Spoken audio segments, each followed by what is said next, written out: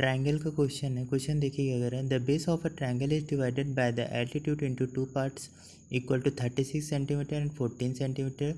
A straight line drawn perpendicular to the base divide the area of the given triangle into two equal area.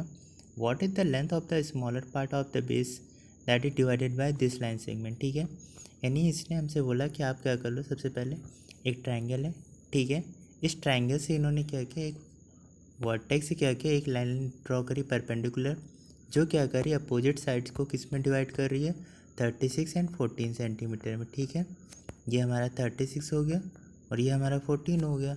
ठीक है, आपको पता है कि जो हमारा एरिया डिवाइड होता है वो बेस के रेशियो में डिवाइड होता है ट्रायंगल, यानी इस वाले का पूरे का रेशियो हमारा 14 हो जाएगा, इसका हमारा 36 हो जाएगा। ठीक है, फिर उसके बाद इन्होंने कहा, इसके बाद इन्होंने बोला है कि आप क्या करो, स्ट्रेट लाइन एक और ड्रॉ कर दो जो परपेंडिकुलर, जो क्या करे, इसको डिवाइड करे, इसके एरिया को किस में, टू इक्वल पार्ट में, इक्वल पार्ट में डिवाइड करे, यानी कि पूरा एरिया अभी कितना है, 50 है।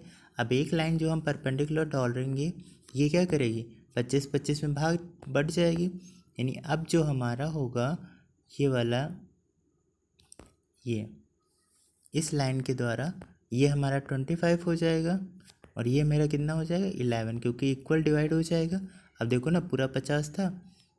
ठीक है, अब उसके बाद मुझे क्या करना है, कि रेशियो तुम लोग को पता हो जाएगा, आसानी से तुम इसको कर सकते हो, समझ गया होगा कि जो साइड का रेशियो होगा वो कितना होगा, 5:1 है ना, क्योंकि ये सिमिलरिटी लग जाएगी, क्योंकि जो एरिया होता है साइड के रेशियो के स्क्वायर के बराबर होता है। ठीक है, 5 का स्क्वायर 25, 6 का स्क्वायर 36, यानी 1 यूनिट की वैल्यू यहाँ से, सॉरी 6 यूनिट की वैल्यू यहाँ से मेरी कितनी आ गई, 36, तो 1 यूनिट की वैल्यू मेरी कितनी हो जाएगी, 6, यानी ये वाली लेंथ जो मेरी थी ये कितनी आ गई, 6, तो स्मॉलर पार्ट मेरा कितना हो जाएगा, स्मॉलर बेस हमारा कितना हो जाएगा, स्मॉलर बेस जो हमारा हो जाएगा